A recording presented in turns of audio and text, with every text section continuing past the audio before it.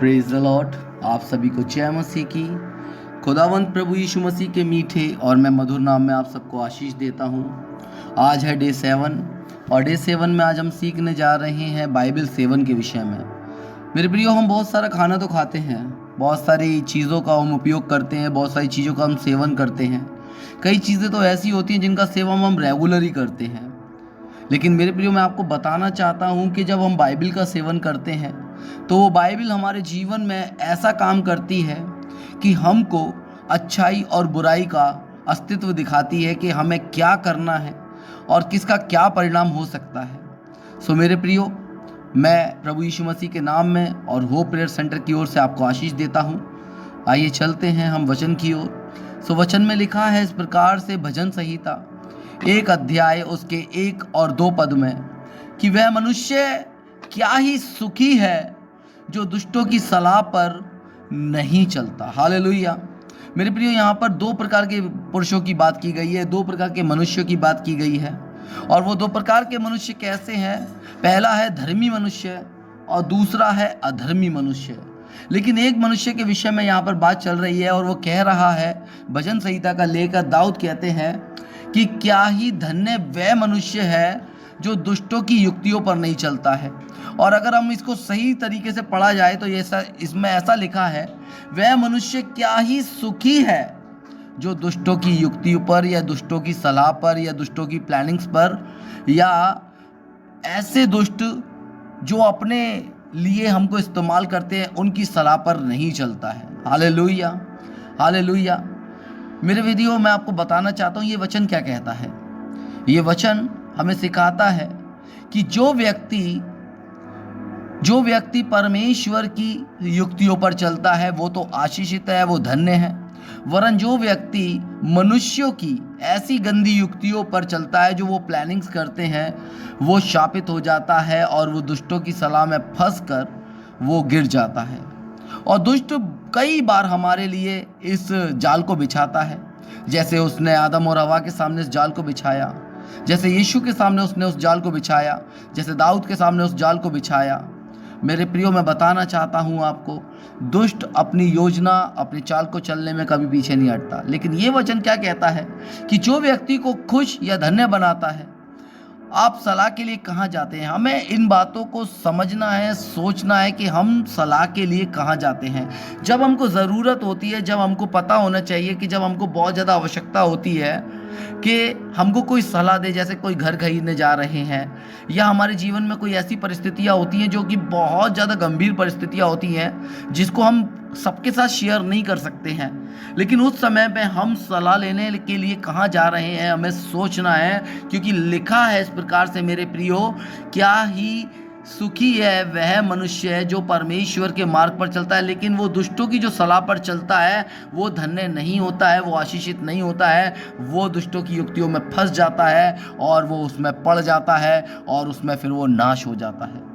मेरे प्रियो, जब हम सलाह लेने जाएं तो मेरे प्रियो, मैं आपको बताना चाहता हूं कि हमारे पास मसीह लोग बहुत सारे हैं। और अगर मसीह लोग बहुत सारे हैं तो हमारे पास उससे भी पहले हमें परमेश्वर ने उसका आत्मा दिया है। हमारे पास वचन है। हालेलुया। परमेश्वर के वचन में ऐसा लिखा है मेरे प्रियो कि तू मुझसे मांग और मैं भेद भरी बातें तुझे और तेरे ऊपर प्रकट करूंगा। हालेलुया। मेरे प्रियो, क्या आप अपने जीवन में कभी बाइबल से सलाह लेते हैं? क्या आपने अपने जीवन में कभी बाइबल से सलाह ली है? दोस्त, फ्रेंड्स और हमारे कलीग्स, हमारे पड़ोसी, हमारे रिश्तेदार, हमारे मसीह भाई बहन, हमारे कलीसिया के लोग, सबसे सलाह लेने पहुंच जाते हैं। लेकिन जो बाइबल हमारे पास है, जो यीशु हमारे पास है वचन के रूप में, हम उससे कभी भी सलाह लेने के लिए नहीं आते हैं आगे।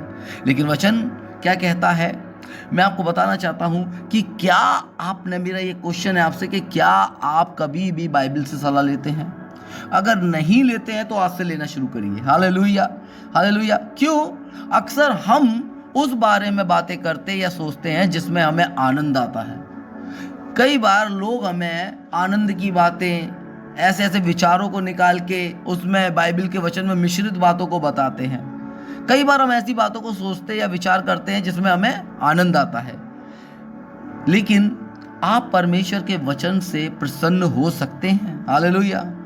हमें सोच विचार करने वाली बातों से प्रसन्न आनंदित नहीं होना है मेरे प्रियो, वरन हमारे प्रसन्न रहने के लिए हमारे पास एक सुसमाचार है, एक वचन है जिसका नाम आनंद का सुसमाचार है, जिसका नाम शांति का सुसमाचार है, जिसका नाम उद्धार का सुसमाचार है, और वो यीशु का वचन है जिससे हम रोजाना प्रसन्न हो सकते हैं। हालेलुया।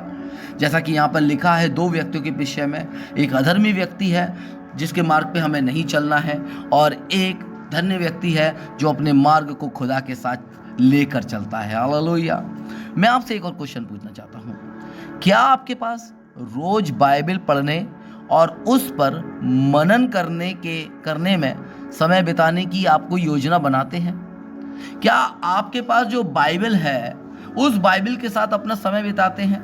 क्या आपको योजना बनाते हैं कि आज मैं ये पढ़ूंगा, आज मैं अपने घर वालों के साथ बैठूंगा, हम अपनी परेशानियों का हल बाइबल से देखेंगे? कभी ऐसा करते हैं? अगर आप नहीं करते हैं तो आज से करना शुरू कर दीजिए, क्योंकि हमें सिर्फ पढ़ना नहीं है, हमें उसको मनन करना है। हालेलुया। हमारे पास कई एग्जाम्पल्स हैं। दाऊद का एग्जाम्पल है हमारे पास, एलिया का है, एलिशा का है, अब्राहम का है, मूसा का है, और सुलेमान का है, पतरस, यूहन्ना, शाऊल, पौलुस, सबका हमारे पास बहुत सारा प्रकाशन है कि खुदा हमें रोजाना इन सब बातों से तैयार करेगा। हालेलुया। हालेलुया। अगर हम योजना बनाते हैं तो परमेश्वर उस योजना में हमें सफल भी करते हैं। हालेलुया। हालेलुया।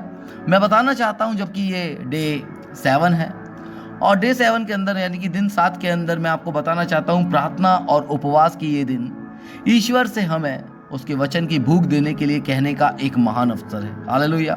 हम इस समय में कह सकते हैं कि खुदा आप मुझे अपने वचन की भूख दीजिए। पिता, आप अपने वचन की भूख मुझे दीजिए ताकि मैं तृप्त होने पाऊं, ताकि मैं भूखा न रहने पाऊं, और मैं इस खाने से भर जाऊं जो जीवन की रोटी प्रभु यीशु वचन के द्वारा आपने हमें दी है। हालेलुया। हालेलुया। मैं बताना चाहता हूं मेरे प्रियो आपको कि बाइबल के माध्यम से हमारी पहुंच ईश्वर के मन और उसके दिल तक होती है। हालेलुया।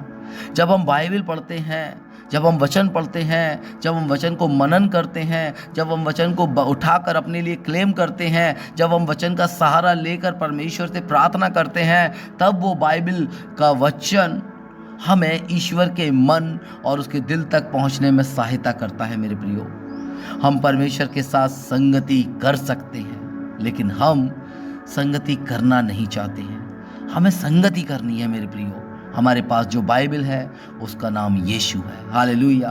क्योंकि लिखा है यूहन्ना की पुस्तक 1 अध्याय में कि आदि में वचन था, वचन परमेश्वर के साथ था, वचन ही परमेश्वर था, जो आदि में परमेश्वर के साथ था, और वचन देहधारी हुआ यीशु के रूप में। हालेलुया। और वही वचन आपके और मेरे पास है। हालेलुया। जो हमें उद्धार देता है, जो हमें छुटकारा देता है।